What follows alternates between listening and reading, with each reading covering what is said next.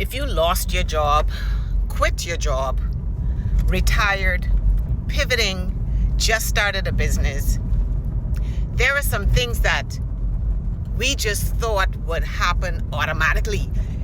And I speak from a place of experience. I worked in the private sector from maybe the age of 17 until I was in my 30s or 40s. So I was programmed in a certain type way. 9 to 5, 2 weeks vacation, secured Christmas bonus, structure, and I just got to work and everything would be in place. Now, fast forward to working for myself. Long days, no Christmas bonus, maybe not 2 weeks vacation, not until recently anyway.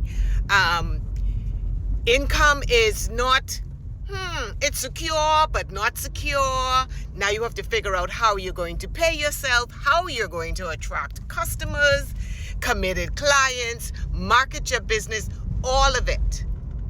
Because when you were employed, when I was employed, that was not my concern. That was my employer's concern. But now I am self-employed and it looks so pretty from the outside.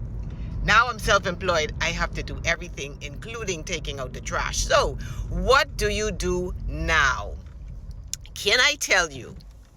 You have to. I think this is the first thing I would say do. Talk to someone who is doing it, who has been there. They're going to tell you the truth.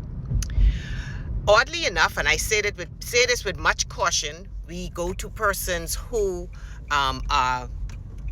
they are 9 to 5ers, but they are advisors, coaches, and so on, who still get a confirmed salary and you don't.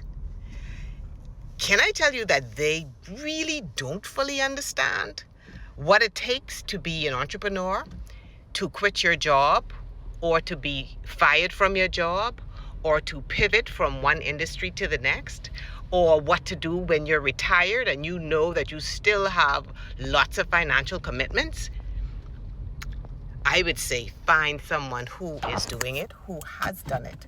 That is the fastest route to the truth of how it actually works. Beyond that, the next stage beyond that is to find out what it is that you need in terms of a system. Now, we all want a website because that's the thing to do. And we want, let's say, platforms where people can find and engage with our businesses. But if your platform, and I can't say this enough, because it's likened to having a store and the store is never opened. Every time someone comes to pull on the door, it's locked. But on the door, it says open, but it's not open. So this is like your website.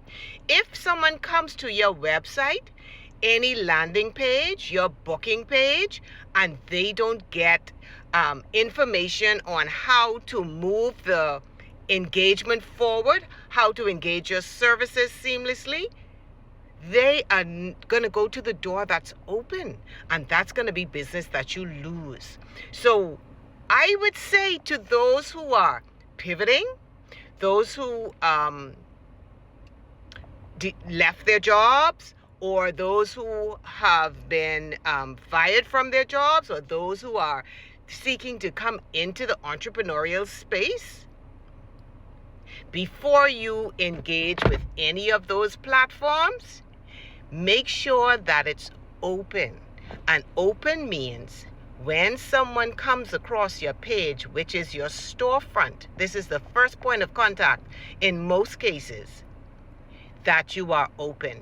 Now, the first point of contact that right now is in the hands of, according to Meta, 3 billion users, is your phone. Your phone should have everything about your business. When someone dials it, messages you, clicks on a status, clicks on a link, you want to immediately begin the conversation the minute somebody comes across your platform. If any of those platforms are broken, your business is broken, and chances are you will be either losing business, your business will be out of control in terms of time. You're going to be taking calls all day, all night, because there's no business structure in place. You know, when you have a business door, a storefront, usually on the door, it'll have your business operating hours. If you don't make that clear on the platforms where people can find you, that means you have given them license to contact you 24/7. Those type structures or lack thereof are frustrating. I've been there. Receiving calls late after business hours, receiving calls when I'm on vacation, receiving calls when I'm serving a customer, receiving calls when I am my business hours have ended for the day. And what ends up happening, which I corrected, by now all of that is corrected, but when you're new, when you're coming in, these are the things that you want to pay attention to, because these are the things that will bring you the most frustration and you feel overwhelmed. But what you also feel is this: you can't afford to miss a call. But I want to tell you, number one, I'd go back to the beginning. Find someone who's been there and doing it. Also, before you engage in your platforms, make sure that you have your policies in place, people know where to find you, how to connect with you, and so on. And I'm going to end with this. Test it to see if it's working. If you have a website, test it to see what happens when someone engages with your platform, clicks a link. Where does that link take them? If you have, let's say, a booking site, you're having a class, a seminar, an event of any kind. It could be an entertainment type of event. Make sure that on the back end, when they click that button, what happens on the back end? The person who clicks gets a confirmation right away, and you are also notified of that activity. If you are a coach, a mentor, a consultant, any type of industry where you meet people one-on-one, make sure that when they click, there's a confirmation, there's an expectation, there's a lead qualifier, because you don't want all kinds of people calling, making appointments, and they do not, you do not fit. It's not a good fit for your business. So there are some things that you want to consider. Otherwise, you will be frustrated and you would probably want to go back to work, like the Israelites wanted to go back to Egypt, even though that the Lord had freed them. So if you are coming into entrepreneurship, if you have left your job because you wanted to come into this space, you have retired, you have quit.